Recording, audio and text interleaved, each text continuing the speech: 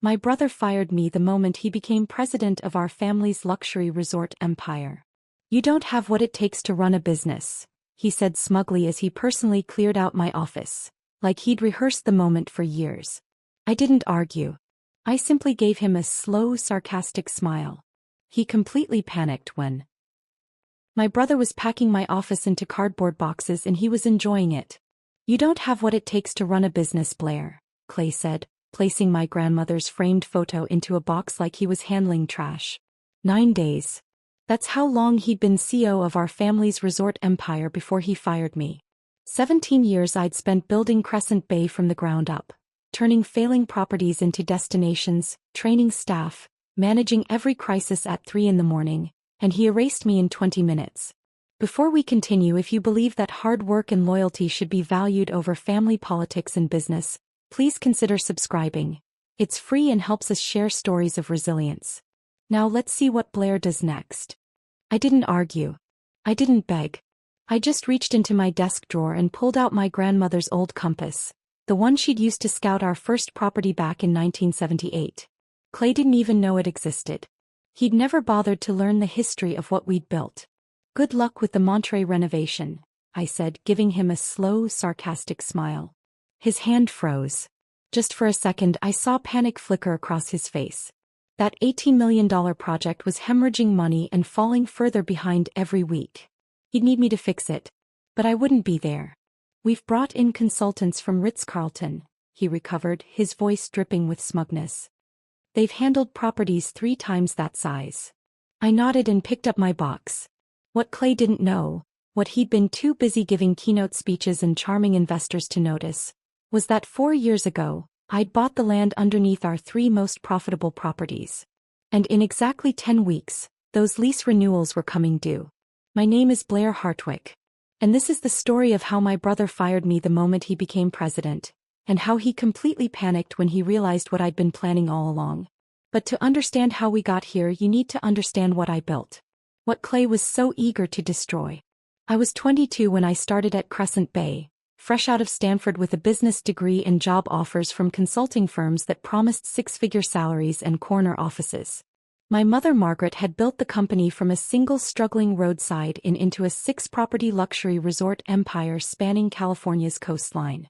Everyone assumed I'd take a glamorous role, investor relations maybe, or corporate strategy. Something with a title that looked good on business cards. Instead I chose operations. Not because I lacked ambition, but because I'd watched my grandmother build our first property through attention to details that nobody else valued. She'd understood something fundamental. Luxury wasn't about marble lobbies and celebrity endorsements. It was about the small, invisible things that made guests feel cared for without knowing why. While Clay spent his 20s at MBA networking events and investor cocktail parties, learning to charm venture capitalists and perfect his elevator pitch about disrupting the luxury hospitality space, I spent mine learning how resorts actually worked. I shadowed our housekeeping director Maria at 5 in the morning, watching her train new staff on hospital corners and the precise way to fold towels so they looked like art. I learned to negotiate with organic produce suppliers in Spanish because our head chef insisted that authentic relationships produced better ingredients than corporate contracts ever could. I troubleshot HVAC failures during Christmas weekend when our Big Sur property lost heating and 200 guests were threatening to check out. I spent 14 straight hours with our maintenance supervisor Tommy, both of us covered in grease and dust, jury-rigging a solution that kept everyone comfortable until the replacement parts arrived. Tommy taught me how to read building systems like a language, how to anticipate failures before they happened, how to maintain equipment so it lasted decades instead of years. These weren't moments that made it into investor presentations or industry magazine profiles. Nobody wrote articles about the time I stayed up all night helping our kitchen staff prepare breakfast after our morning cook had a family emergency. Nobody gave awards for the training protocols I developed that reduced our staff turnover by 40%, or the vendor relationships I built that got us better prices without sacrificing quality. But they mattered. They built something real. By the time I was 30, I'd personally transformed 3 underperforming properties into destination resorts that guests booked 6 months in advance. Monterey had been my proudest achievement. A faded 1980s hotel with good bones and a spectacular coastal location that nobody was marketing properly. I'd overseen every detail of its renovation, not just the architectural decisions that Clay later took credit for in board presentations, but the small touches that separated adequate hotels from unforgettable experiences. The thread count of our sheets, 600 Egyptian cotton, washed exactly 3 times before guest use to achieve optimal softness without that stiff new fabric feel. The height of our shower heads, positioned to accommodate both tall guests and average height without requiring adjustment. The scent profile in our lobbies, a custom blend that evoked coastal sage and sea air without being overwhelming. The training protocols that taught our front desk staff to remember returning guests' drink preferences and room location choices without making it feel intrusive or creepy. Those details drove our occupancy rates to 92% year-round when our competitors averaged 70%. They earned industry recognition. Awards that Clay accepted on behalf of the company while I stayed behind managing the properties that actually generated the revenue. They created a culture where staff took genuine pride in their work because they understood they weren't just cleaning rooms or checking in guests. They were creating experiences that people remembered for years. Monterey became our highest revenue location, generating returns that funded Clay's expansion dreams and investor presentations about scaling the brand nationally. My office during all of this was a converted storage room on the 3rd floor of our Palo Alto headquarters. It had no windows, barely enough space for my desk and the filing cabinets that held 17 years of operational documentation, and a persistent smell of cleaning supplies from the janitor's closet next door. Meanwhile, Clay occupied the executive suite our mother had designed for him on the top floor, floor-to-ceiling windows overlooking San Francisco Bay, custom furniture from Italy, original artwork on the walls. I never minded. Not really. I measured success differently than Clay did. He counted magazine features and speaking invitations and LinkedIn followers. I counted guest satisfaction scores that stayed above 95% and staff who'd been with us for 10, 15, 20 years because they felt valued. I counted the thank you notes we received from families who'd created memories at our properties, from couples who'd gotten engaged at our Big Sur location, from guests who returned every year because our staff remembered them. We were building different things even if we were supposedly building them together. That compass I kept in my desk drawer was more than just a family heirloom. My grandmother had used it in the 70s when scouting coastal properties, driving up and down California in a beat-up station wagon looking for locations with untapped potential. Our first property had been that failing roadside inn in Monterey that everyone told her was a terrible investment. Too small, too dated, wrong location. She'd seen something they hadn't. She'd understood that foundations matter more than facades, that the unglamorous work of building something solid outlasts the temporary shine of surface appeal. That compass reminded me every single day what actually mattered. Not Clay's investor pitches or our mother's strategic vision or the industry recognition. The work itself. The people. The guests. The foundation. The family dynamic that shaped all of this was subtle enough that it took me years to recognize the pattern. Our mother Margaret was brilliant. She'd grown Crescent Bay through shrewd acquisitions and an instinct for coastal locations that would appreciate in value. But she was also trapped in some outdated belief system where sons needed to be groomed for leadership while daughters could be brilliant in supporting roles. Clay has vision, she'd say, usually over family dinners where she'd ask him about strategic initiatives and ask me to give us the quick operational update. You have execution. That's what makes you both valuable. When I was younger, that felt like praise. Both valuable. Both important. As I got older, I recognized it as a limitation. Clay, 4 years younger than me, had been sent to elite business schools and given media training. He'd been introduced to venture capital circles and taught to speak their language of disruption and scale and market capture. He'd been positioned from adolescence as the future of Crescent Bay, the heir apparent who would take Margaret's regional success and scale it nationally. I'd been positioned as operations, the dependable sister who made Clay's vision possible. The invisible backbone. Family dinners became a ritual of this dynamic. Margaret would spend 30 minutes discussing Clay's latest investor meeting or his thoughts on expanding into the Pacific Northwest. She'd spend 5 minutes on my operational update, usually interrupting if I went into too much detail because we don't need to get lost in the weeds. I watched Clay take credit for successes I'd engineered. Watched him charm board members with presentations built from data I'd compiled, insights I'd developed, strategies I'd designed. Watched my name gradually disappear from investor materials and press releases until the narrative of Crescent Bay's success became exclusively about his leadership and vision. The erosion was insidious. Not dramatic enough to confront without seeming petty or jealous, but corrosive enough that our sibling bond dissolved completely over the years. By the time Clay became CEO, we were colleagues who happened to share DNA, not family who happened to work together. About 18 months ago, the erosion accelerated into something more deliberate. Clay stopped including me in strategic planning meetings, claiming they were high-level vision sessions that didn't require operational input. He began questioning my budget recommendations in front of junior staff, undermining my authority in ways that seemed small individually but were devastating cumulatively. He reassigned my best people, property managers I'd personally hired and trained, to projects he controlled directly, gradually building a parallel operational structure that excluded me entirely. He was systematically erasing me from the Crescent Bay narrative, positioning himself as the sole architect of our success. I didn't understand why he was doing it so aggressively, why the erasure had accelerated so suddenly. But I felt it happening, felt my influence diminishing day by day, meeting by meeting. And then our mother announced she was stepping back into a chairman role. Clay would become CEO. His first executive decision 9 days into his tenure was firing me. Standing in that office watching him pack my belongings with obvious satisfaction, I understood something I'd been avoiding for years. Clay didn't just want credit for what we'd built. He wanted me gone. He wanted the story to be exclusively his, with no sister in the background complicating the narrative of his visionary leadership.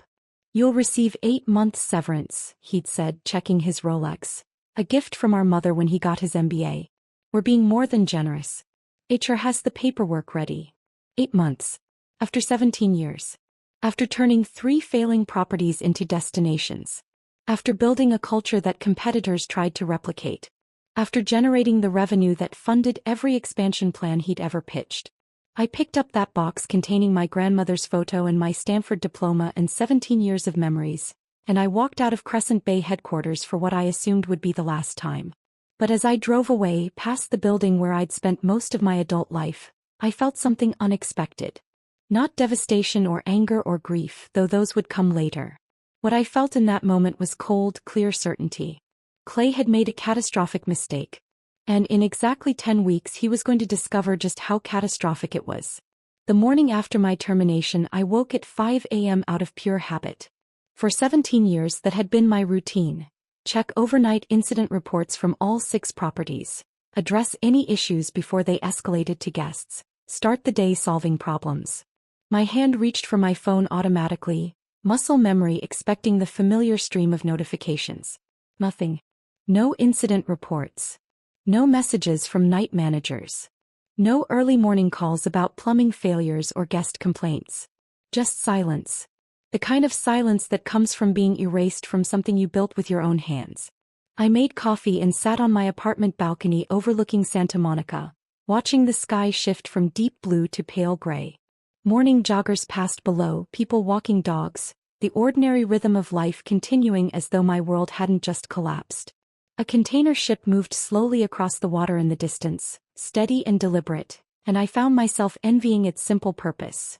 Moving from point A to point B with no complications of family or loyalty or betrayal.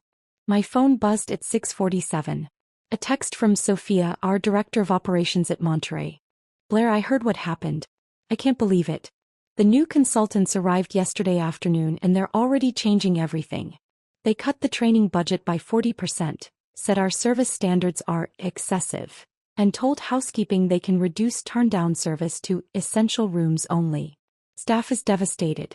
Maria from housekeeping was crying in my office. She's been here 14 years and said she's never been treated like her work doesn't matter. I'm so sorry this happened to you. We're all in shock. Sophia." I stared at the message until the screen went dark, then read it again. Maria.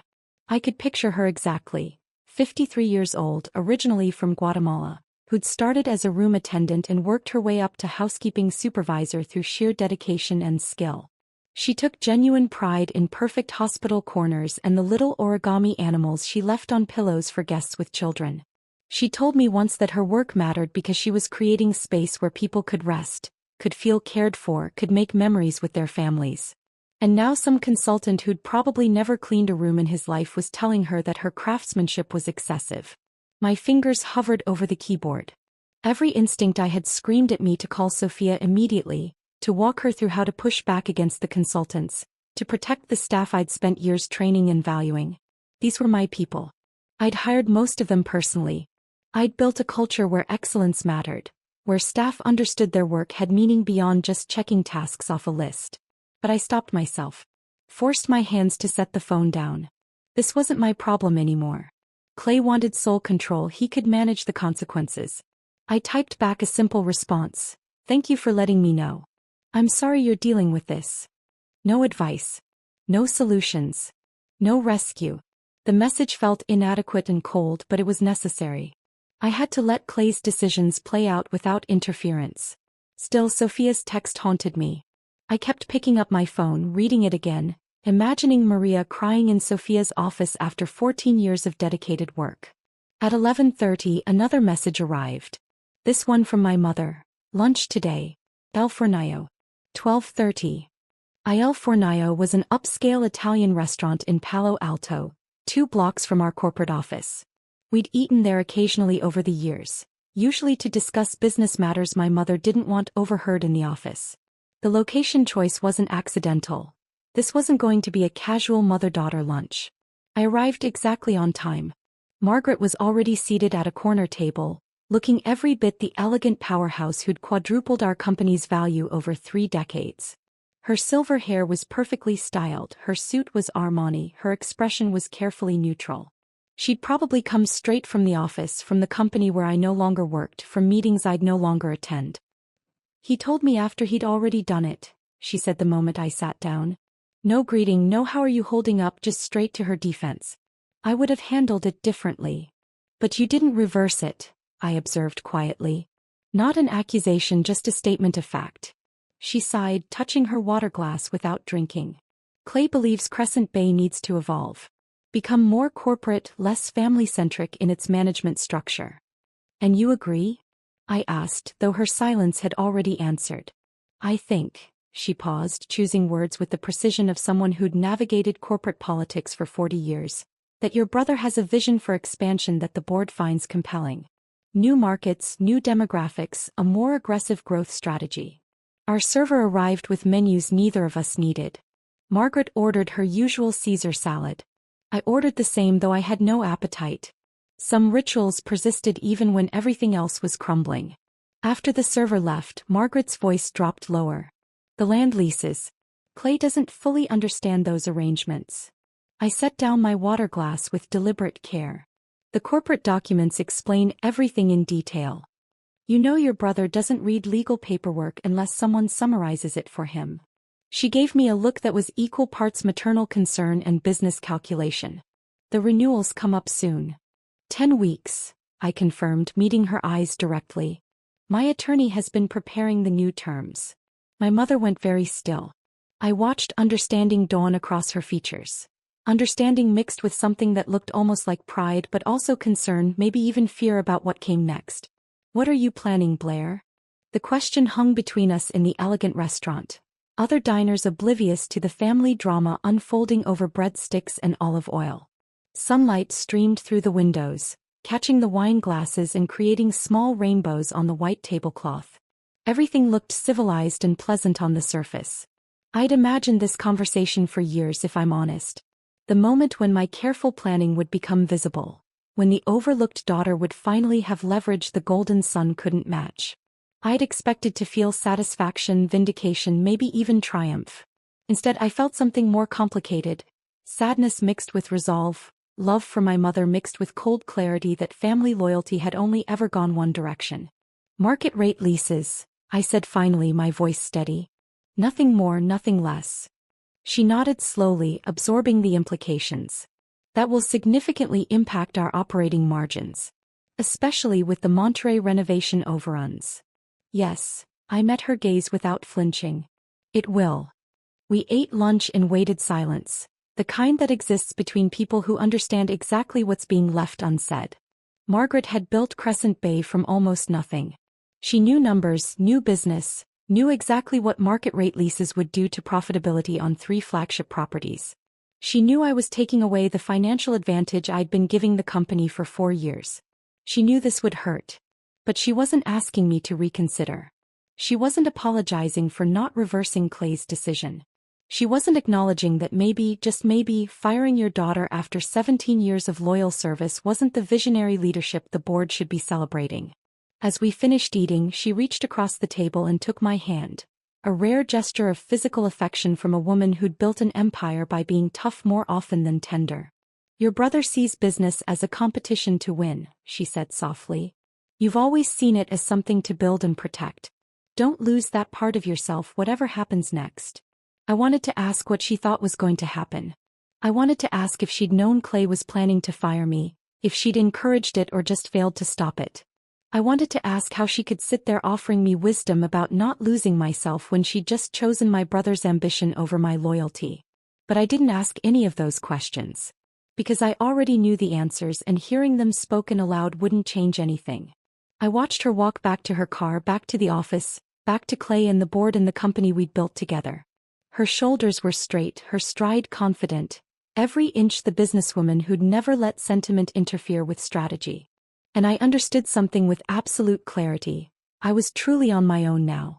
No mother to appeal to, no brother to reason with, no family safety net to catch me. Whatever happened next, I'd be navigating it alone. The realization should have terrified me. Instead, it felt almost liberating. That afternoon, instead of wallowing in self-pity or sending out job applications, I made a single phone call. To Rebecca Lansing, an old colleague who'd left Crescent Bay 5 years ago to start her own boutique hospitality consulting firm. I heard, Rebecca said the moment she answered, not bothering with pleasantries. The industry is already talking. Clay's making moves that don't make sense to people who actually understand operations. I need information, I said directly. Discreetly. What kind of information? The kind that explains why my brother was so eager to get rid of me right now, specifically. There was a pause on the other end of the line. Then, you think this isn't just about ego? You think he needed you gone for a specific reason? Exactly. Give me a few days, Rebecca said. If Clay's up to something, I'll find it. After we hung up, I stood at my apartment window watching the Pacific. The water was dark gray today, choppy with white caps, restless. A storm was coming in from the north, the weather forecast said. Heavy rain by evening. I thought about my grandmother's compass, now sitting in a box of belongings from my office.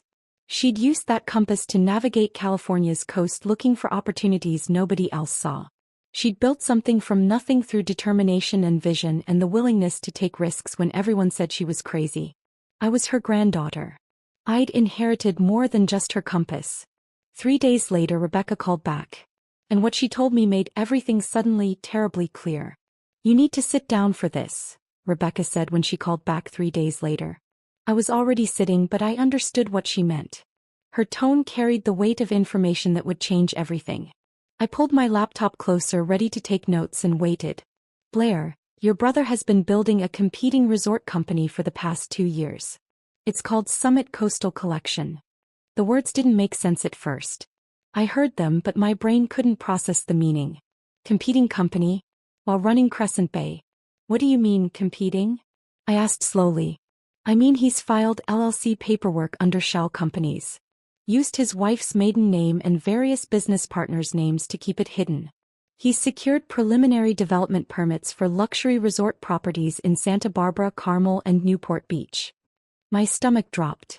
Those were the exact markets where Crescent Bay had approved expansion plans.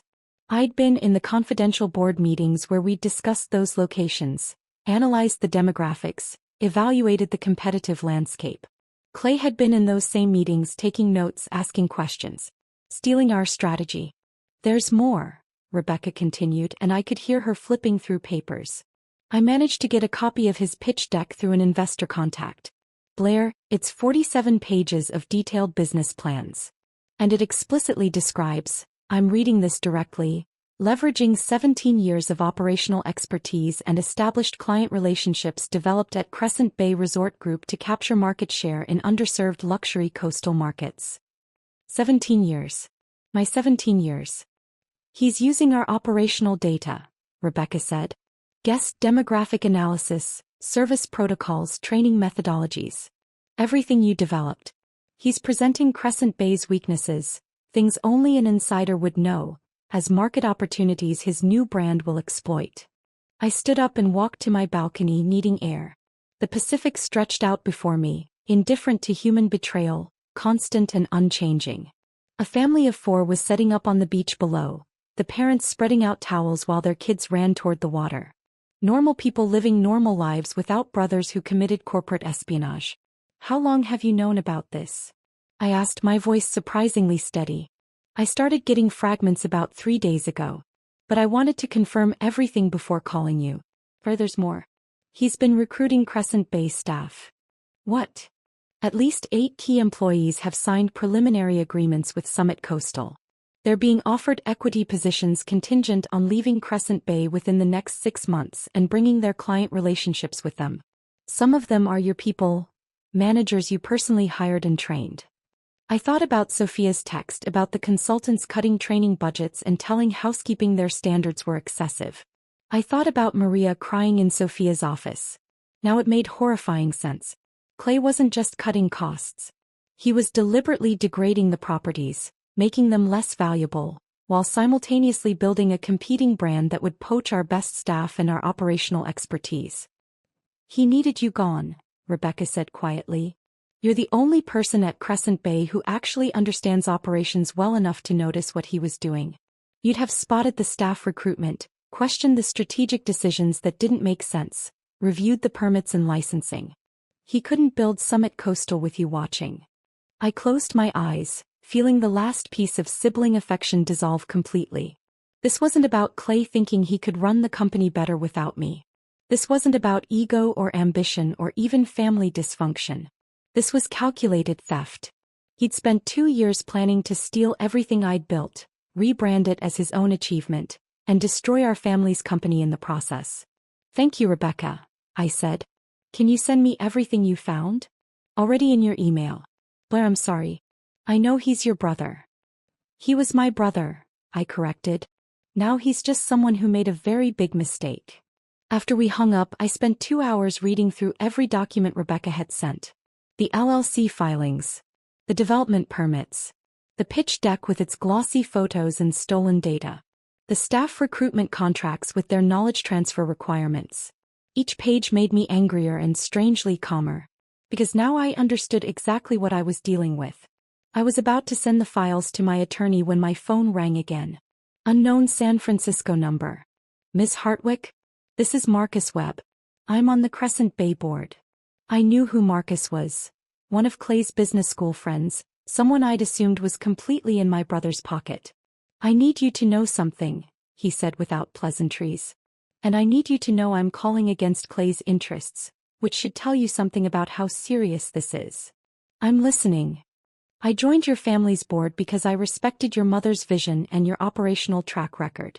Clay told us you were leaving voluntarily. He said you were burned out, that you wanted to pursue independent consulting, that it was an amicable transition. We thought we were supporting a graceful exit. That's not what happened, I said flatly. I'm realizing that now. I've seen your lease renewal terms. Market rate instead of the preferential rates you'd been giving the company. That got me asking questions about why you'd make that change. And then I heard rumors about something called Summit Coastal Collection. They're not rumors, I said. I have documentation. There was a long pause. Clay lied to us, Marcus said, and he sounded genuinely angry. He lied about your departure, and now I understand why. There's a board meeting scheduled for tomorrow afternoon. He's going to propose that Crescent Bay sell the Monterey, Big Sur, and Laguna Beach properties. My hand tightened on the phone. On what grounds? He'll argue that your new lease terms make them financially unviable.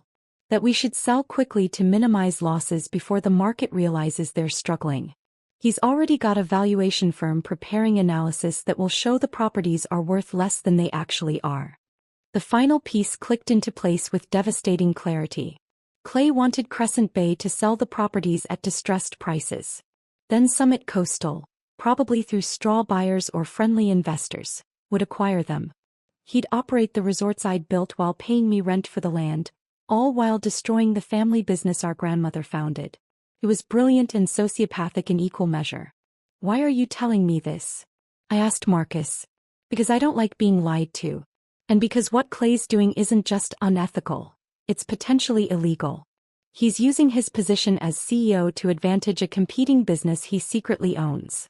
That's a breach of fiduciary duty at minimum, possibly corporate espionage depending on what proprietary information he's used. Thank you for calling, I said. I appreciate your integrity. What are you going to do? I'm not sure yet, I lied. I knew exactly what I was going to do. After Marcus hung up, I sat very still thinking through options. I could attend the board meeting tomorrow, present the evidence of Summit Coastal, expose Clay's betrayal publicly. That would feel satisfying. It would also give him time to prepare a defense, to spin the narrative, to potentially destroy evidence. Or I could do something different. Something strategic. I pulled up my contacts and found a name I hadn't called in 3 years. Catherine Winters, CEO of Pacific Luxury Group. We'd met at a hospitality industry conference, and she tried to recruit me for a senior operations role. I'd declined out of family loyalty, the same loyalty that had gotten me fired and betrayed. Her assistant answered, and I was surprised when Catherine came on the line personally within 2 minutes. Blair Hartwick, she said warmly. I heard about what happened at Crescent Bay. The industry is buzzing. News travels fast, I said. In hospitality it always does. Especially when someone with your reputation gets pushed out by someone with significantly less operational expertise. What can I do for you? I appreciated that she didn't pretend not to know the details or offer false sympathy. I need a meeting. Today if possible. And I need it to stay completely confidential. I have an opening at 3. My office in San Francisco. I'll be there. Catherine's office was everything Clay's had been and mine never was. Floor-to-ceiling windows overlooking the Bay Bridge, custom furniture, original artwork. The kind of space designed to impress and intimidate. But Catherine herself was surprisingly approachable, mid-50s with sharp eyes and a directness I immediately appreciated. So, she said once we were seated with coffee, I heard Crescent Bay might be selling some properties. 3 properties, I confirmed. Their most profitable ones. There's a board meeting tomorrow where my brother will propose the sales. And you own the land beneath those properties, Catherine said. It wasn't a question. You've done your homework. I always do. So what are you proposing, Blair? I slid the portfolio across her desk. Everything I'd spent the past 3 hours preparing.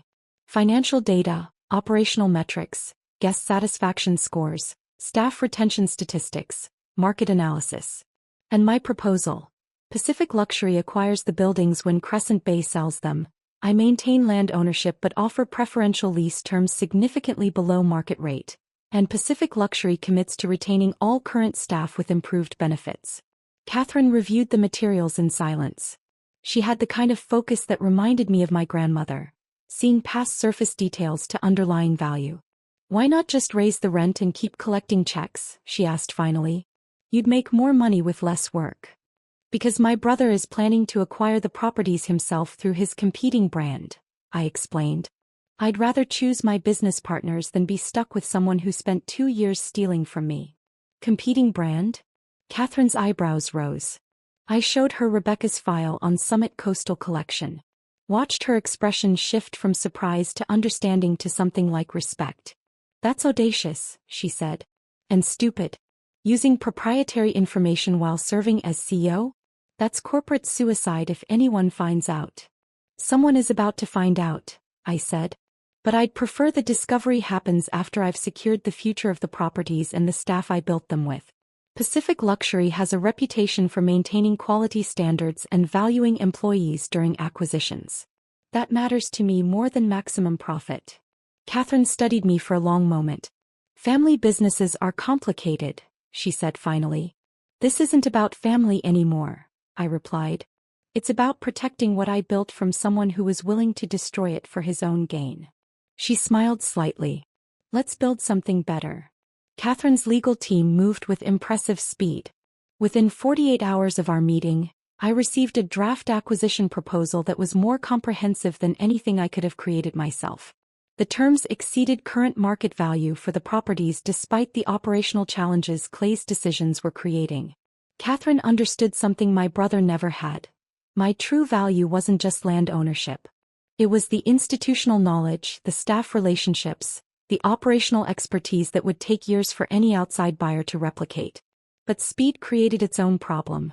While attorneys drafted contracts and conducted due diligence, real people were suffering under Clay's mismanagement. I kept getting texts from staff, not asking for help directly but sharing their frustration and confusion. The consultants had eliminated our artisan bread supplier in favor of frozen rolls from a national distributor. They'd cut our signature turn-down service entirely, calling it redundant. They'd reduced housekeeping staff to the point where deep cleaning was impossible, just surface maintenance. I faced a choice: stay silent and let Clay's incompetence play out, or quietly reassure the people I'd built Crescent Bay with that someone was watching, that their loyalty to quality would matter. I compromised. I called Sophia first, using my personal cell to her personal cell, a Thursday evening when I knew she'd be home from Monterey. "Blair," she answered, her voice a mixture of relief and caution. I wasn't sure if I should reach out again. "I need you to do something for me," I said directly. "And I need you to trust me without me being able to explain everything yet." "Okay." No hesitation, and that trust meant everything. Document everything the consultants are changing. Every cut to service standards, every policy that contradicts what we built, every guest complaint that results from their decisions. Keep detailed records with dates and specifics. It will matter soon. There was a pause. "Blair, are you?" "I can't say more right now. But Sophia, your job is safe. More than safe. Trust me for a few more weeks." I could hear her exhale. "I knew you wouldn't just abandon us. I told Maria that. I told everyone." After we hung up, I made similar calls to Tom, our head of operations at Big Sur, and Alicia, the front desk manager at Laguna Beach. 3 more key people who'd been with me for years, who understood what we'd built, who were watching it crumble under Clay's arrogance. I never explicitly mentioned Pacific Luxury or the acquisition strategy, but I made sure they knew someone was watching, someone cared, someone would act. These conversations violated the clean separation Clay had imposed. But I didn't care. These people had built something meaningful alongside me, and I wouldn't abandon them while corporate chess games played out. 3 weeks after my termination, California Coastal Properties, a respected industry trade publication, ran a piece that changed everything. I was having coffee on my balcony when Sophia forwarded me the link with a single word: "Wow." The headline read, "Crescent Bay Resort Group faces operational challenges amid leadership transition." I read through it carefully. The article noted declining guest satisfaction scores at 3 flagship properties, increased staff turnover, and rumors of strategic restructuring, potentially involving asset sales. It mentioned that Pacific Luxury Group, known for acquiring distressed coastal properties and returning them to profitability, had expressed interest in prime California coastal assets currently undergoing operational transitions. The article never named me directly, but anyone in our industry would connect the dots immediately. The operational backbone had been removed, properties were declining, and a respected competitor was circling. The timeline was too specific to be coincidental. My phone rang within an hour. "Margaret, did you see the article?" she asked without preamble. "I did. Clay is furious. He thinks you're behind it." "I didn't speak to any journalists," I said truthfully. I hadn't needed to. The industry was watching, drawing their own conclusions from observable facts. He sent a company-wide email denying everything. "But Blair, the board rejected his proposal to sell the properties this morning. They want more information about the operational challenges before making any divestiture decisions." I sipped my coffee, watching a pelican dive for fish in the surf below. "That sounds prudent." "He knows you've been meeting with Pacific Luxury," Margaret said quietly. "He hired someone to follow you." That should have alarmed me, but instead I almost laughed. Clay was so convinced that everything was about him, about attacks and competition and corporate warfare. It hadn't occurred to him that maybe I was just building something new, protecting people he'd hurt, creating value that didn't revolve around him at all. "What are you trying to accomplish?" Margaret asked, and I heard genuine confusion in her voice. "I'm protecting what I built," I said simply. The same way you taught me to. She was silent for a long moment. The board wants answers. About the properties, about the lease arrangements, about what's actually happening operationally. Then they should ask someone who actually knows operations, I said. Oh wait, they fired her. I regretted the sharpness immediately, but Margaret just sighed. You're right. We did. And I'm watching Clay discover what we lost. 2 days later, Sophia called with information that shifted everything again. Blair, something happened yesterday that you need to know about. Clay held a meeting with department heads at Monterey. He was reviewing financial reports when his attorney pointed something out. Apparently, they just discovered that the land payments we've been making for 4 years, they've been going to you. I'd been expecting this discovery eventually, but the timing surprised me. And Clay completely lost it. Started yelling about hidden conflicts of interest and corporate manipulation. He called an emergency board meeting for this afternoon. He's arguing that you've been secretly positioning yourself to sabotage the company. The payments are all documented in the corporate financial reports, I said calmly. Every board member has received them annually for 4 years. That's what Marcus Webb said. He interrupted Clay and pointed out that if Clay hadn't read the financial disclosures, that was his failure, not your deception. Blair was brutal. Clay's credibility with the board is falling apart. After Sophia hung up, I sat very still, thinking through implications. Clay was panicking, making mistakes, attacking me publicly. Which meant he was desperate. Which meant he knew his plans were unraveling but couldn't see the full picture yet. My phone buzzed with a text from Rebecca. Call me. No. Found something big. I called immediately. Blair, I found the recruitment contracts, Rebecca said without preamble. Clay has signed agreements with 8 key Crescent Bay employees offering them equity positions in Summit Coastal Collection. I knew he was recruiting staff, I said. You told me that already. But I didn't have the actual contracts before. Now I do. And Blair, they're explicit. The employment offers are contingent on the employees leaving Crescent Bay within 6 months and bringing their client relationships with them. The contracts require them to share operational knowledge, guest preferences, service protocols, everything they developed at Crescent Bay. My hand tightened on the phone. That's not just poaching staff. That's industrial espionage, Rebecca finished. Exactly. One of the attorneys approached to review these contracts had ethical concerns about the knowledge transfer requirements. He reached out through our network because he knew my history with Crescent Bay. He wanted someone to know what was happening. Send me everything, I said. Within an hour I had the complete picture. Clay's competing resort brand with its stolen strategic markets. The development permits filed while he was serving as COO and CO. The pitch deck with proprietary operational data I'd developed. The staff recruitment contracts with their knowledge transfer requirements. The plan to force Crescent Bay to sell properties at distressed prices so Summit Coastal could acquire them. It wasn't business competition. It wasn't even aggressive entrepreneurship. It was systematic theft of 17 years of my work, disguised as visionary leadership. I forwarded everything to Marcus Webb with a simple message. I think the board should see what they're actually dealing with before making any decisions about property sales. Marcus called back within an hour. His voice was tight with controlled anger. I've reviewed everything you sent. This is worse than I thought. Much worse. Yes, I said simply. We need to have another board meeting. A real one with complete information. And Blair, you need to be there.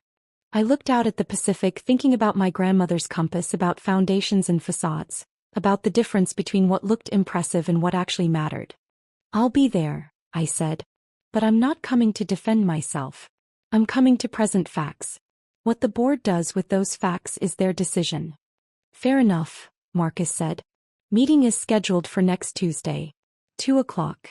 After we hung up, I felt something unexpected settle in my chest. Not satisfaction or vindication, but clarity. For 17 years I'd built something real while Clay built a reputation.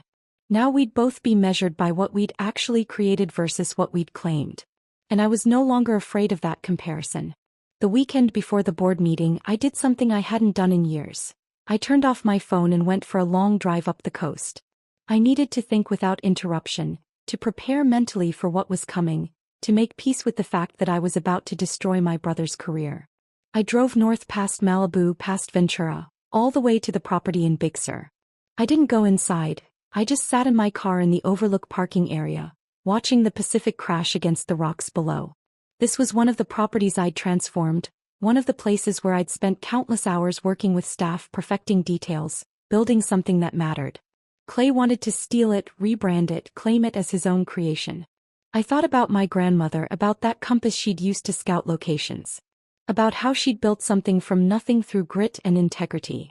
About how she'd never taken shortcuts or stolen credit or betrayed people who trusted her. I pulled out my phone and turned it back on. 17 missed calls, most from numbers I didn't recognize. But one was from my mother, time-stamped at 11:47 p.m. the night before. There was a voicemail. I almost deleted it without listening.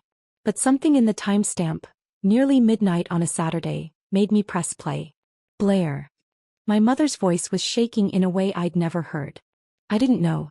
I swear I didn't know about Summit Coastal. Marcus sent the complete file to all board members yesterday. I've spent the evening reading through everything and her voice broke. Call me. Please. I sat there for a long moment watching seabirds circle over the water. Then I called her back. She answered on the first ring. Blair. I got your message. He used information from board meetings, she said without preamble, her voice raw with something between anger and grief. Markets we decided on in executive sessions. Financial projections from private discussions. Development permits filed in cities we'd identified as expansion targets. He's been stealing from us while I defended his vision, while I told you he needed space to lead.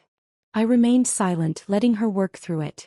I chose him over you, Margaret continued, and now I could hear she was crying. You warned me 4 years ago about vulnerabilities. You protected us by buying that land. You've been saving this company while he's been planning to destroy it. And I defended him when he fired you. I told you he had vision, that you should trust his leadership.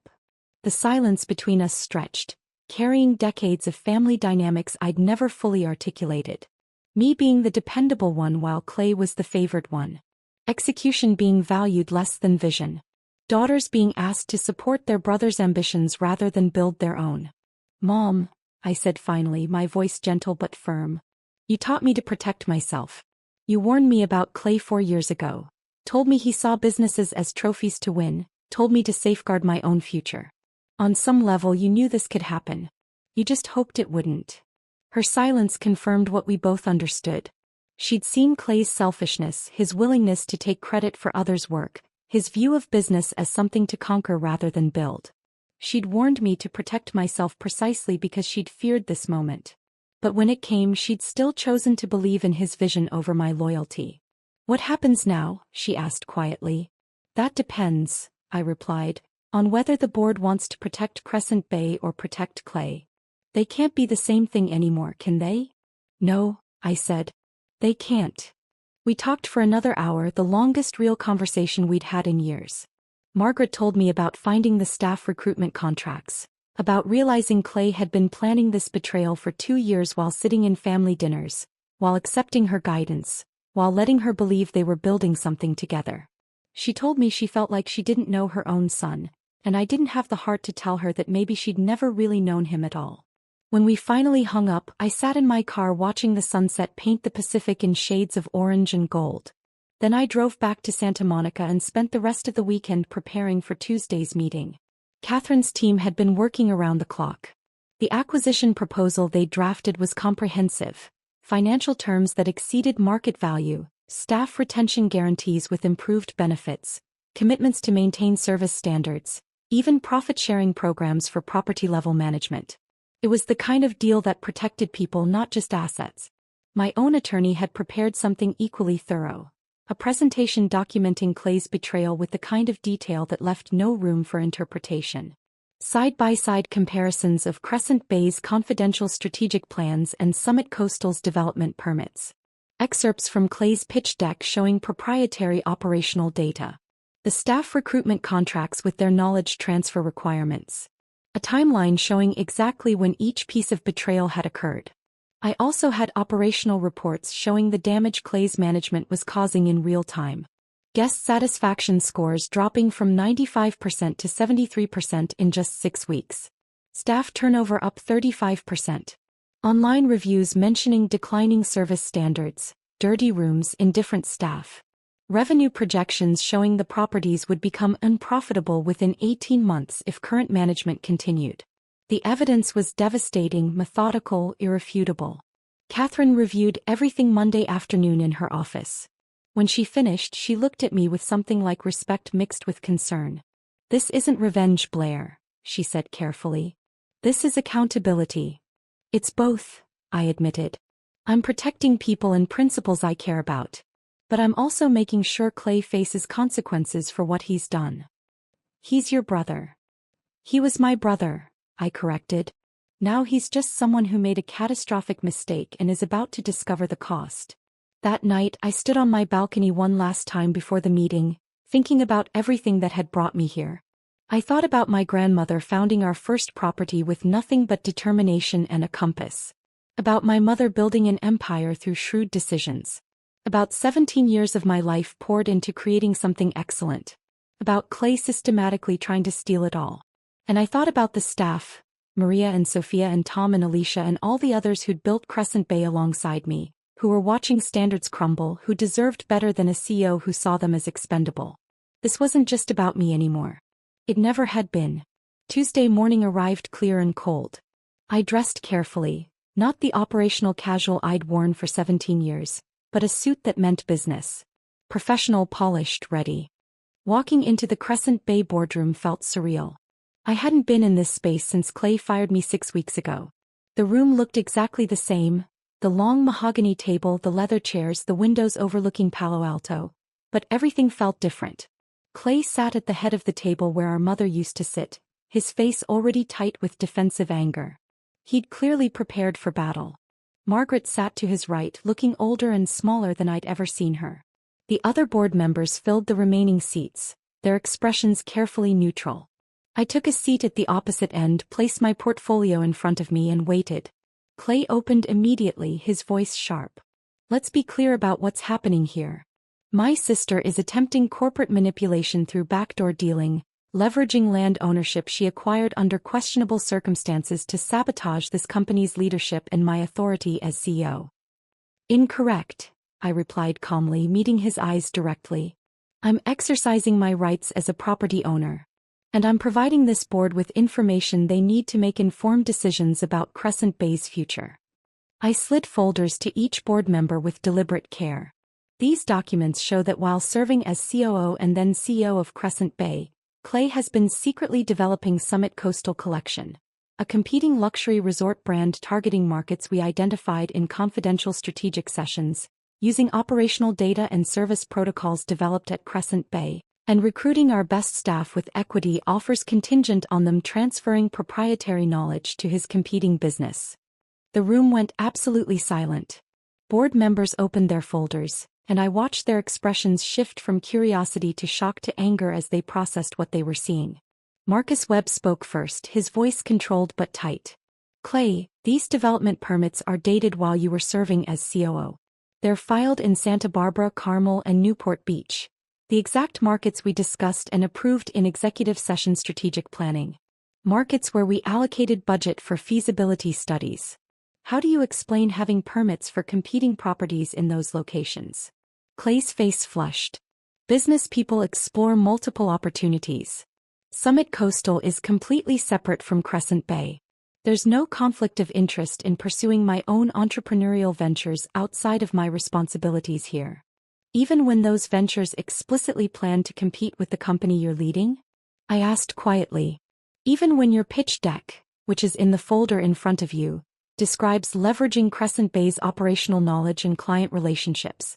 Even when you're recruiting our staff with contracts requiring them to share proprietary information they developed while working for us." "You don't understand business, Blair," Clay snapped, and I heard the same dismissive tone he'd used when firing me. "You never have. This is how industries work. Knowledge isn't owned by one company.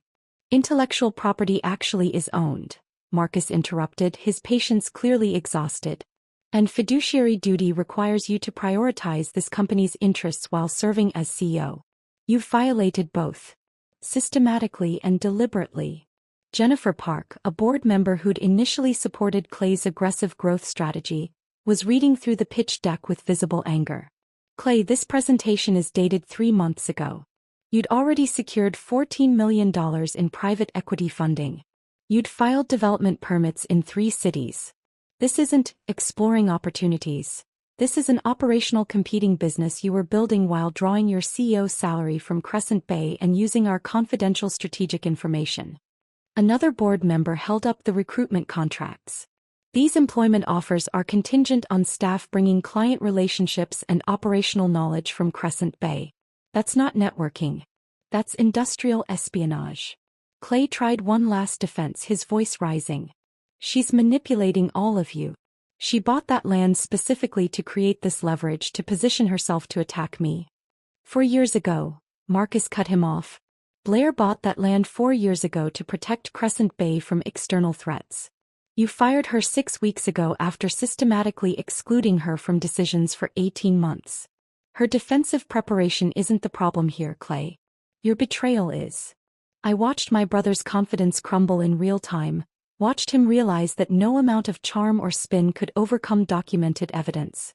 His explanations became desperate, contradictory, increasingly panicked. The board voted unanimously to accept Pacific Luxury's acquisition proposal. 1 abstention. Margaret, who sat motionless, staring at her son with an expression I couldn't read. They also voted to request Clay's immediate resignation and initiate a formal investigation into Summit Coastal's use of Crescent Bay's proprietary information. Clay stood abruptly, his chair scraping against the floor. You're all making a mistake. I built this company. No, I said quietly, standing to face him across the table. Grandmother built this company. Mom grew it. I ran it. You took credit for it. There's a difference, Clay. You just couldn't see it until it was too late. He stared at me for a long moment and I saw something flicker across his face. Shock that I'd fought back, rage that I'd won, maybe even the first hint of understanding about what he'd actually done. Then he stormed out, slamming the door hard enough to rattle the glass walls. In the silence that followed, I felt not triumph but something more complicated. Exhaustion mixed with grief, relief mixed with sadness. I'd just destroyed my brother's career to save everything else. It was necessary. It was painful. And nothing would ever be the same. After the board meeting, I sat in my car in the Crescent Bay parking lot for 20 minutes, unable to move. My hands were shaking, my heart was racing, and I felt simultaneously exhausted and wired. I just destroyed my brother's career. It had been necessary, justified, backed by irrefutable evidence. But that didn't make it feel any less like I'd detonated a bomb in the center of my family. Marcus Webb found me there. He knocked on my window gently and I rolled it down. You okay? He asked. I don't know, I answered honestly. What you did in there took courage. The board needed to see the truth. I know. But he's still my brother. Or he was. Marcus nodded with understanding. Catherine Winters called me an hour ago.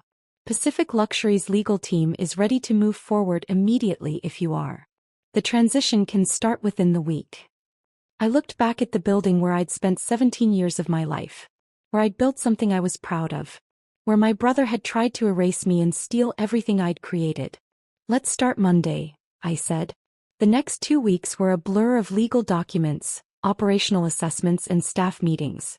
Catherine officially brought me on as Director of Coastal Operations for Pacific Luxury, giving me authority to oversee the acquisition transition for all 3 properties. The title felt strange at first. For 17 years I'd never had a title that reflected what I actually did. I'd just been operations, invisible and essential in equal measure.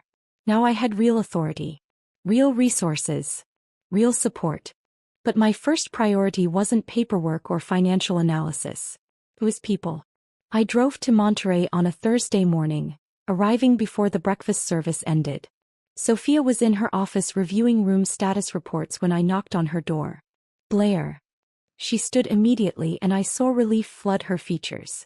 I heard about the board meeting. Everyone's heard rumors, but nobody knows what's really happening. Can we talk? Privately. We went to the empty conference room overlooking the bay. Morning sunlight streamed through the windows, catching the water and making everything sparkle. This had been one of my favorite spaces when I'd worked here, a place where I'd trained new managers and planned renovations and dreamed about what these properties could become. Pacific Luxury is acquiring Monterey, Big Sur and Laguna Beach, I said directly. The transition will be complete within 60 days. And Sophia, I need you to know, your job is not just safe. It's valued. Pacific Luxury is committed to restoring the service standards we built, with better resources and support than we ever had at Crescent Bay. Sophia's eyes filled with tears. I knew you wouldn't abandon us. When you called and told me to document everything the consultants were changing, I knew you had a plan. You kept the standards alive when Clay's people were trying to destroy them, I said. That mattered. That's why we can recover so quickly now. We talked for another hour. I explained the acquisition terms, the staff retention guarantees, the improved benefit packages. I answered her questions honestly, acknowledged the chaos she'd endured, validated the pain of watching something we'd built get dismantled by people who didn't understand what made it special. There's something else, I said as we were finishing. Pacific Luxury offers profit-sharing programs for property-level management. You'll have actual ownership stake in the success you create. Not just a salary and a thank you, real financial participation. Sophia cried then properly. Not sad tears but overwhelmed ones. In 14 years at Crescent Bay I never felt like Clay saw my work. He'd visit properties for photo opportunities with VIP guests, but he never asked about operations, never wanted to understand what actually made things run. I know, I said quietly. I lived that too. I had similar conversations that week with Tom at Big Sur and Alicia at Laguna Beach. With Maria, the housekeeping supervisor who'd been told her meticulous work was excessive. With James, the maintenance director who'd been forced to defer repairs to meet budget cuts. With every key staff member who'd built these properties alongside me. Each conversation was personal, honest, and necessary. I acknowledged what they'd endured, validated their expertise, and made concrete commitments about what came next. Not corporate speak or vague promises, but specific details about how their work lives would improve. Catherine attended several of these meetings, observing but rarely speaking. Afterward, over coffee at a cafe overlooking the Monterey Pier, she said something that surprised me. I've acquired 12 properties in my career, Blair. I've never seen anything like how your people respond to you. They don't just respect you, they believe in you. You didn't just manage them. You built a culture they were willing to fight for. They believed in what we were building together, I said. That's different than believing in me. No, Catherine shook her head. They believed in you. Because you believed in them first. That's what we're really acquiring here. Not just real estate and operational systems, but a culture of excellence that can't be replicated by consultants or purchased with capital. The operational improvements came quickly once staff had leadership they trusted. Service standards were restored within the first month. Training programs resumed. The consultants Clay had brought in were dismissed, and their cost-cutting measures were reversed. Guest satisfaction scores began climbing back toward where they'd been before my termination. But emotional recovery took longer. Staff needed time to believe the chaos was actually over, that the new leadership wouldn't disappear or change their minds, that they could invest emotionally in their work again without fear of having it devalued. 3 weeks after the acquisition began, my mother called and asked if I'd come to her house in Carmel. Not for a business meeting or a tense lunch in a public restaurant, but to her home. The first time she'd invited me there since Clay fired me. I almost said no. But something in her voice, a vulnerability I wasn't used to hearing, made me agree. Saturday afternoon, I drove to Carmel and pulled up to the house where I'd spent countless family dinners and holiday gatherings. The terrace where she'd warned me 4 years ago to protect myself. The living room where Clay had opened Christmas presents while I'd helped in the kitchen. The memories felt heavy like artifacts from someone else's life. Margaret was waiting on the terrace, 2 glasses of wine already poured. She looked older than I'd ever seen her, thinner with new lines around her eyes and gray showing at her roots that she hadn't bothered to cover. We sat in silence for a moment looking out at the Pacific. I owe you an apology that can't be adequately expressed, she began finally, her voice careful and formal. I enabled Clay's worst qualities by constantly making excuses for him. I told myself his vision justified his flaws, that your execution would balance his ambition. I saw what he was becoming and instead of addressing it, I warned you to protect yourself. I sipped my wine and waited. When he fired you, I told myself it was a business decision, she continued, struggling with honesty. I didn't reverse it because I wanted to believe he could succeed without you. That would have validated everything I'd told myself about his potential, about grooming him for leadership. She looked out at the ocean and I saw tears on her cheeks. The first time I'd witnessed my mother cry since my father's death 15 years ago. I chose my son's ambition over my daughter's loyalty, she said quietly. I sacrificed you to protect my vision of what Clay could become. And I'm sorry, Blair. I'm so sorry. The apology was real and painful and incomplete. Because she was apologizing for the acute betrayal, not reversing Clay's decision, but not for the 17 years of chronic favoritism that had made that betrayal possible. Not for positioning Clay as vision while I was execution. Not for years of family dinners where his strategic initiatives mattered more than my operational updates. Not for grooming him for leadership while teaching me to be indispensable in ways that ultimately made me disposable. Mom, I said carefully, I appreciate the apology. I do. But I need you to understand, this wasn't just about Clay firing me. It was about 17 years of being treated as the infrastructure that made his success possible. Of watching you position him as the future while I was positioned as the foundation. You taught me to be excellent at being undervalued. She nodded slowly, absorbing the truth. You're right. And I don't know how to fix that. You can't fix it, I said.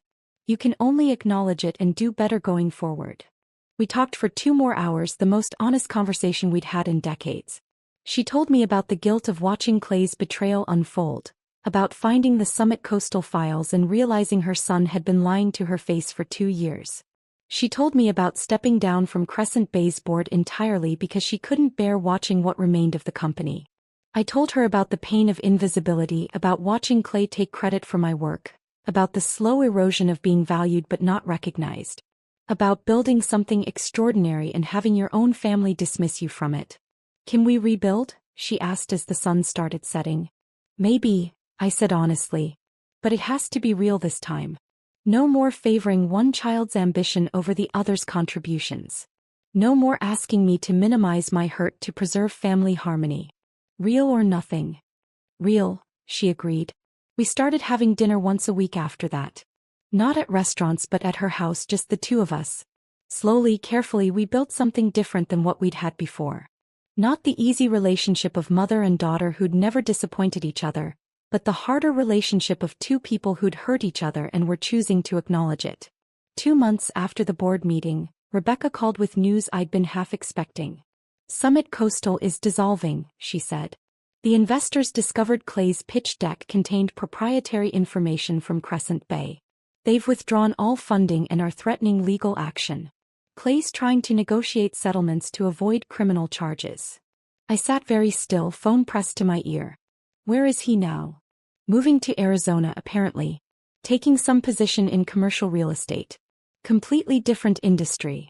After we hung up, I stood on my balcony and cried. Not for Clay's consequences, he'd earned those through his own choices. But for the brother I'd once had before ambition poisoned him. For the family we might have been if he'd valued loyalty more than trophies. For the sister I'd been who'd believed that working hard and building something excellent would be enough.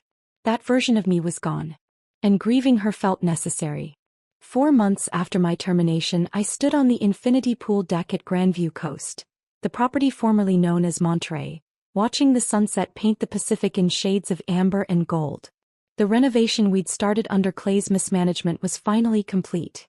Executed properly this time with adequate budget and skilled contractors and my direct oversight. The property was beautiful.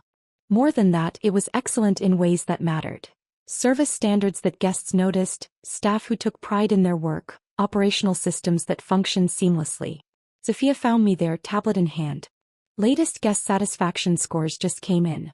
96%. Highest in the region. I smiled, feeling something I hadn't felt in months. Not vindication or revenge, but genuine pride untangled from family complication. You built something remarkable, Blair, Sophia said. We built it, I corrected. And we're building it again.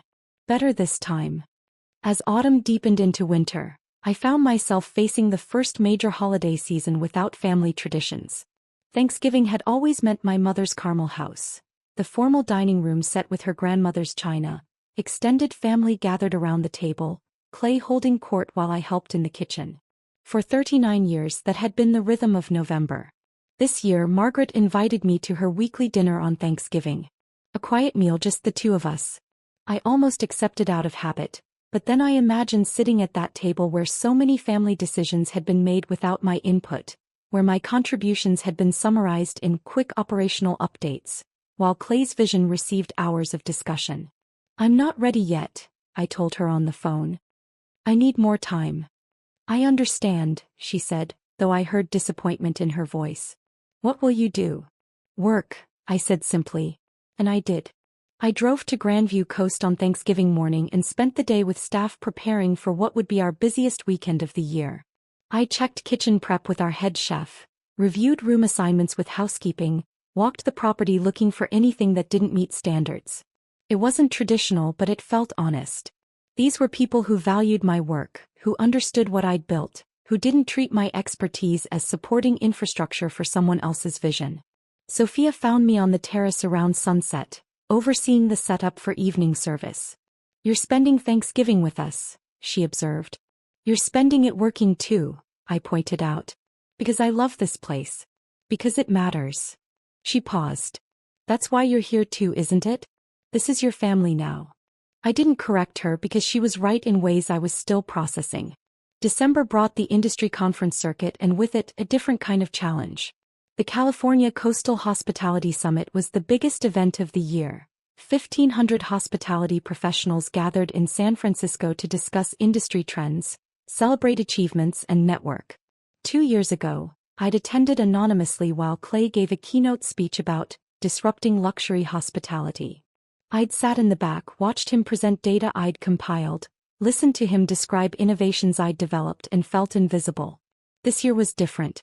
Catherine was giving the opening keynote, and Pacific Luxury had a prominent booth showcasing our California properties. I was attending not as anonymous operations staff but as Director of Coastal Operations, with my name on the conference materials and my photo in the program. Catherine's speech was impressive. She talked about the changing luxury market, about what travelers valued post-pandemic, about operational excellence versus Instagram aesthetics. And then midway through she said something that made my chest tighten. The most transformative acquisitions aren't about properties, they're about people. This year, Pacific Luxury was fortunate to partner with Blair Hartwick, who brought operational genius and cultural integrity that most consultants can't teach because they've never actually built anything themselves. Her work has transformed not just our California portfolio but our entire approach to hospitality. The audience applauded. 1,500 people acknowledging work that had been invisible for 17 years. After Catherine's speech, people approached me constantly. Some were genuine, competitors offering respect, colleagues congratulating me on the Pacific Luxury success. Others were clearly fishing for gossip about the Crescent Bay situation. Everyone in hospitality knew the story by now. The sister who got fired, who owned the land, who brought down her brother's career. It had become industry folklore, a cautionary tale about family business and corporate betrayal. "I heard Clay's in Arizona now," one consultant said to me at the networking reception. "Different industry entirely. Must feel satisfying to watch that play out." "It feels complicated," I said honestly, then excused myself. In my hotel room that night I ordered room service and cried. Not sad tears exactly, but exhausted ones. Being celebrated professionally while grieving privately created a strange dissonance. Success didn't fill the holes that betrayal had carved out. It just made them more visible. January brought an unexpected phone call. David Brennan, a vendor we'd worked with for years at Crescent Bay. He'd supplied our organic produce, built relationships with local farmers, understood what we were trying to create. "Blair, I need to give you a heads up about something," he said, his tone careful. "Clay contacted me last week." My stomach dropped. What did he want? He's in Arizona working commercial real estate. But apparently word got around about what happened at Crescent Bay. He's having trouble building credibility, getting clients to trust him. He asked me to reach out to you. I closed my eyes. And say what exactly? He wants you to clarify the situation with industry contacts. He thinks if you just explain that the conflict was a misunderstanding, that Summit Coastal was a separate venture that got mischaracterized, that his resignation was voluntary, It would help him rebuild his reputation. The audacity was almost impressive. Clay had committed corporate espionage, stolen proprietary information, recruited staff with knowledge transfer agreements, planned to acquire properties after forcing distressed sales, and fired me with rehearsed cruelty. And he wanted me to rehabilitate his reputation. Did he apologize? I asked, though I already knew. No, David said quietly. He framed it as both of you made mistakes, family conflict got messy, but now you've succeeded, so maybe you could help him move forward too. There was. Clay still fundamentally didn't understand what he'd done wrong. He saw our conflict as a business competition that got out of hand, not as betrayal that destroyed trust. He thought reputation was something you managed rather than something you earned through actual integrity. Tell him no, I said. Tell him I won't lie to protect him from truth. He made choices. These are the consequences. I figured, David said. But I thought you should know he's trying. After we hung up, I sat with the confirmation that reconciliation was impossible. Not because I was holding a grudge, but because Clay had learned nothing. He'd destroyed our family, betrayed people who trusted him, stolen from our grandmother's legacy, and he wanted me to fix it so he could start over with a clean slate. Some people couldn't be saved from themselves. In February, Margaret called with a request I'd been dreading. Clay is visiting this weekend, she said, her voice tentative. I'd like us all to have dinner together. Nothing formal, just family. Every instinct screamed at me to refuse. But I heard something in her voice, hope mixed with desperation, a mother wanting her children to reconcile, wanting the family fracture to heal. I'll come, I said finally. But Mom, I won't pretend everything is fine. And I won't lie to make him comfortable.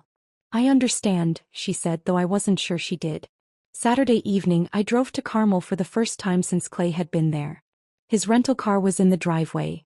Some generic sedan, a far cry from the Tesla he used to drive. Walking through the door felt surreal, like visiting a museum of my old life. Clay stood in the living room. He looked thinner, older somehow, though it had only been 7 months since the board meeting. His confidence was gone, replaced by something harder and more defensive. We made brief eye contact. He nodded. I nodded back. Like acquaintances, not siblings. Margaret played hostess with forced cheer, asking about Clay's Arizona work and my Pacific luxury projects as though they were pleasant small talk rather than loaded subjects. I answered politely but minimally. Clay described his commercial real estate job with enthusiasm that couldn't hide his bitterness about starting over at 35 in a new industry, in a new state with a damaged reputation. Dinner was painful. Long silences filled with the clink of silverware, surface-level conversation that avoided anything real. Margaret tried desperately to create normalcy, to pretend we were just family catching up. Then over dessert she made her move. I'm grateful we can all be together again, she said, her voice trembling. Family is what matters most. And I really hope, we can find our way back to each other. Clay seized the opening immediately. I agree. Blair, what happened between us was unfortunate. But we're still family. Maybe it's time to move past it. Unfortunate. That single word detonated something in me. Move past it. I set down my fork carefully. Clay, you fired me after 17 years. You stole proprietary information to build a competing company while running ours. You recruited our staff with contracts requiring them to transfer knowledge they'd developed at Crescent Bay. You planned to acquire properties after forcing the company to sell them at distressed prices. That's not unfortunate. That's calculated betrayal. His face flushed. You're still bitter about a business decision. You need to let it go, Blair. Grow up. A business decision? My voice was quiet but intense. You destroyed trust. You violated every ethical obligation you had as CEO. You tried to steal our grandmother's legacy and rebrand it as your achievement.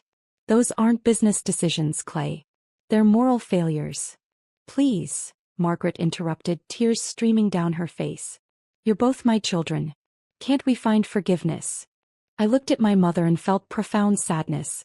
Mom, forgiveness requires acknowledgement. Clay hasn't apologized.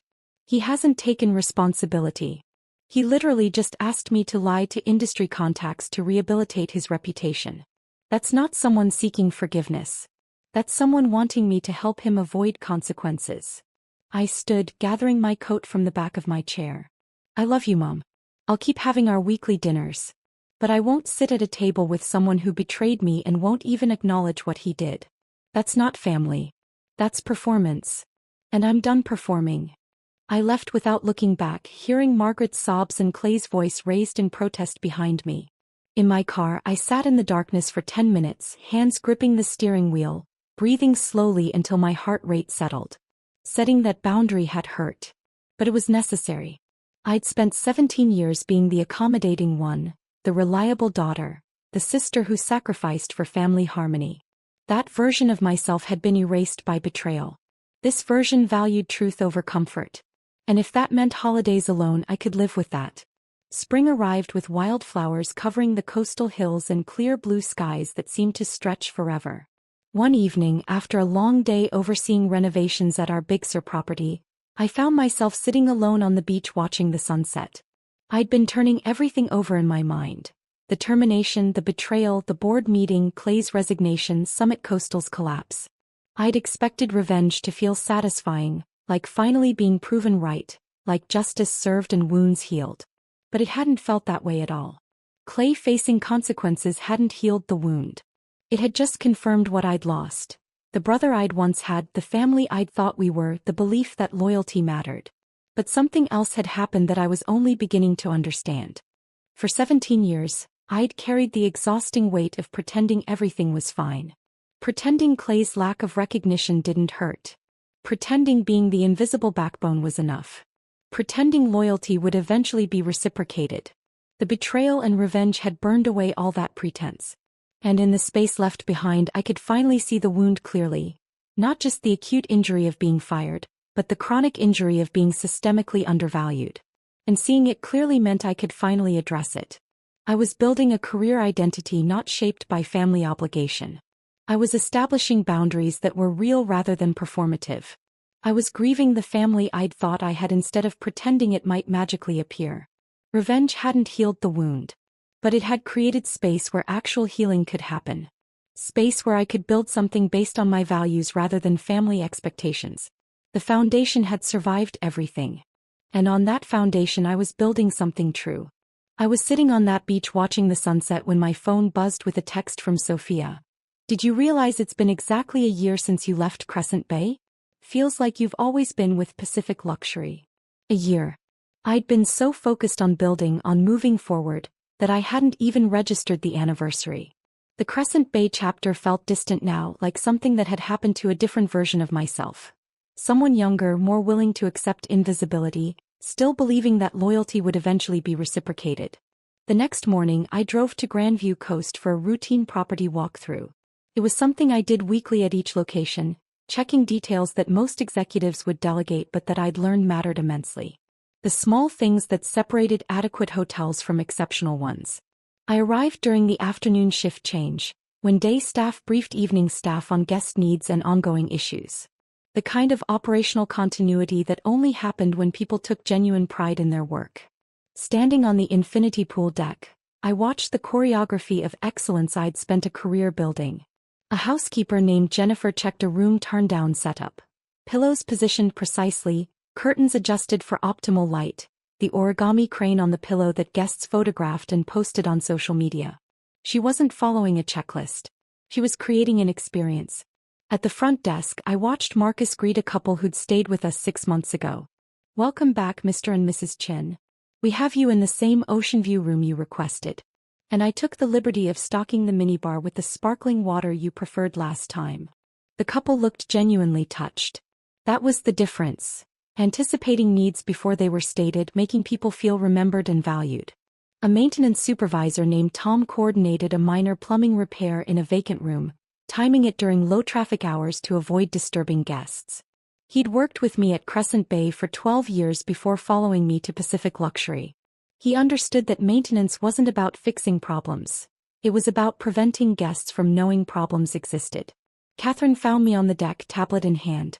"Quarterly reports just came in," she said, handing me the device. All 6 properties exceeded revenue projections. Staff retention is at 94%, highest in Pacific Luxury's history. And guest satisfaction scores are leading the entire region. I scrolled through the data, feeling something I'd rarely experienced at Crescent Bay, Unambiguous professional pride. Not pride overshadowed by watching someone else take credit. Not satisfaction filtered through family dysfunction, but clean recognition that the work was excellent and everyone knew it. You know what's different here? I said slowly, working through thoughts as I articulated them. At Crescent Bay, everything I built was tangled with family dynamics. My excellence was always filtered through my mother's favoritism toward Clay, through his need to take credit, through the narrative that I was support for his vision. I was creating something remarkable, but I could never just enjoy it. There was always this awareness that my contributions would be minimized or erased. I paused, watching the Pacific catch the afternoon light. Here the work is just the work. It speaks for itself. And that's enough. Catherine nodded with understanding. Family businesses are complicated.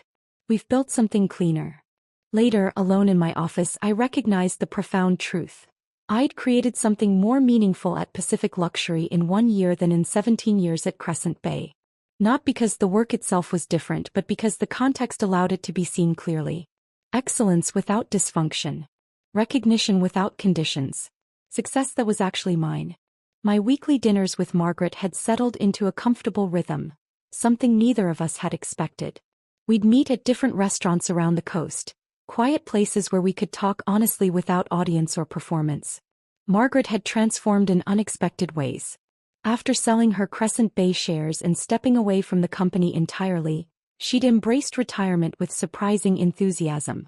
She traveled constantly, weeks exploring Tuscany, a month hiking in New Zealand, river cruises through Europe that she'd always been too busy for.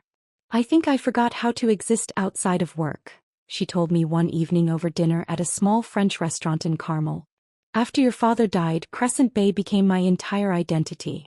I pushed Clay into leadership because I needed someone to carry that forward, to validate all the years I'd invested." She paused, choosing words carefully. "I didn't recognize I was sacrificing you to preserve my own vision of what the company should become." We talked honestly now in ways we never had before. Margaret acknowledged patterns I'd lived with for decades. Being positioned as support rather than leadership, having my expertise valued but not recognized, watching Clay receive credit for work I'd done. "I told myself it was practical," she said. "Clay was charismatic, good with investors and media. It made sense to make him the public face. But I didn't see how that positioning was actively harming you until it was too late to fix it." The acknowledgement couldn't undo 17 years of impact, but it mattered. We also talked about Clay, though carefully. He was still in Arizona, working in commercial real estate with moderate success, but nothing like the trajectory he'd imagined for himself. He reached out to Margaret occasionally, emails and phone calls where he positioned himself as the wronged party, the victim of my vindictiveness and the board's overreaction. "He still doesn't understand what he did wrong," Margaret said quietly. "He sees it as a business conflict that got messy, not as betrayal that destroyed trust." "I know," I said. "I keep hoping he'll take real responsibility. That maybe someday we could rebuild some version of family. But I'm accepting that might not happen." I took her hand across the table. "You can love him and still acknowledge what he did. Those things aren't mutually exclusive. Our relationship would never be what it was before. We both understood that. But it was becoming something more real. Connection built on truth rather than performance. Love that acknowledged wounds rather than pretending they didn't exist. It was better even though it hurt more." 3 months after the anniversary of my termination, I attended the annual Hospitality Industry Conference in San Francisco. I was browsing vendor booths when I heard my name. Blair Hartwick. I turned to find James Morrison, a former Crescent Bay operations manager I'd hired and trained a decade ago. We'd lost touch after my termination, and seeing him felt like encountering a ghost from my past life. "James, how are you?" We found a quiet corner cafe and caught up over coffee. He'd stayed at Crescent Bay after I left, hoping the transition would stabilize. It hadn't. "Blair, it's bad," he said, lowering his voice. "Really bad. After you left and Clay resigned, the board brought in a management consulting firm to run operations. They treat the properties like assets to optimize rather than experiences to create." He showed me his phone. Recent online reviews with consistent themes. Declining service standards. Dirty rooms. Indifferent staff. Maintenance issues that lingered for days. "They've cut training budgets by 60%, James continued. Reduced staff to absolute minimum coverage. Replaced most of your vendor relationships with cheaper national contracts. Guest satisfaction scores have dropped 40% across all properties. I thought about the relationships I'd built. The organic produce supplier who sourced from local farms, the linen company that understood our quality standards, the maintenance contractors who responded within hours because we'd treated them fairly for years. The properties you built, Monterey, Big Sur, Laguna Beach, they're shadows of what they were, James said. Revenue is declining, reputation is damaged. Meanwhile, everyone in the industry is talking about what you're doing at Pacific Luxury. Grandview Coast is booked solid 6 months out. You're getting featured in magazines, speaking at conferences. You've basically proven that Crescent Bay's success was your success, not the brand or the locations. The validation was unexpected and profound. For 17 years I'd wondered if my value was real or just dependent on context. The Crescent Bay name, the property's prime locations, the established reputation. Now I had definitive proof. The properties declined without me while new properties thrived with my leadership. Does it feel good? James asked. Watching them struggle while you succeed? I considered the question honestly. It feels like confirmation. Not that I wanted them to fail, but that my contributions were real. For so long I felt invisible. Now I know the work mattered, the impact was real, and it was mine. We talked for another hour before parting. As James left, he said, most of the staff who stayed regret not following you to Pacific Luxury. They thought family loyalty mattered. They learned the hard way that your leadership mattered more. Walking back to my hotel, I felt something shift. I'd spent months questioning whether destroying Clay's career had been necessary or vindictive, whether I should have found another way. Now I knew, I hadn't destroyed anything. Clay had. I'd simply refused to be buried in the rubble. Late afternoon sun streamed through the floor-to-ceiling windows at Grandview Coast as I conducted my final walkthrough of the day. This had become my routine, ending each week at the flagship property, checking details, observing staff, ensuring excellence. I walked through the lobby where guests relaxed with wine and conversation, past the restaurant where our chef prepared local seafood with ingredients from relationships I'd cultivated, through the staff areas where people worked with dignity because they knew they mattered. In my office, a real office with ocean views, not a converted storage room, my grandmother's compass sat on the desk beside quarterly reports showing all 6 properties exceeding projections. I thought about everything that had brought me here. 17 years of invisible work. My brother's betrayal. My mother's favoritism. The revenge that hadn't healed wounds but had created space where healing could happen. I thought about Clay in Arizona starting over and felt not satisfaction but acceptance that some people never learn. I thought about Margaret trying to rebuild our relationship through honesty rather than pretense. I thought about staff who'd trusted my leadership and been rewarded for that trust. And I thought about my grandmother scouting coastal properties with nothing but determination and a compass, building something from nothing through integrity rather than entitlement. Success wasn't about corner offices or CEO titles or family validation. It was about building something solid enough to weather betrayal, valuable enough that others would fight to preserve it, meaningful enough to be worth protecting, even if protection required transformation. The foundation remained. Companies changed, relationships evolved, families fractured, identities shifted. But the foundation of who I was, what I valued, how I worked, that remained solid. Clay had tried to erase me, but he'd only proven my worth by revealing what happened when I was gone. As I prepared to leave for the evening, I took one last look through my office window. Guests checking in with smiles. Staff moving with purpose. The Pacific stretching infinite beyond the property. I'd lost a family business but built a professional legacy. Lost a brother but gained clarity about my own value. Lost the comfort of family belonging but gained the freedom of genuine recognition. The foundation remained. And on that foundation I'd built something true, earned through excellence, valued for what it was, completely and undeniably mine. Tomorrow I'd review reports, visit another property, continue building. Tonight I'd go home, pour wine, watch the sunset and feel something I'd rarely felt at Crescent Bay. Satisfaction in work that spoke for itself. The foundation remained. Everything else was just construction. And I'd finally learned to build from strength rather than loyalty that was never mutual. If this story of strategic justice had you hooked from start to finish, hit that like button right now. My favorite part was when Blair walked into that boardroom with evidence Clay never saw coming. What was your favorite moment? Drop it in the comments below. Don't miss more powerful revenge stories like this. Subscribe and hit that notification bell so you never miss an upload. You never miss an upload. You never miss an upload. You never miss an upload. You never miss an upload. You never miss an upload. You never miss an upload.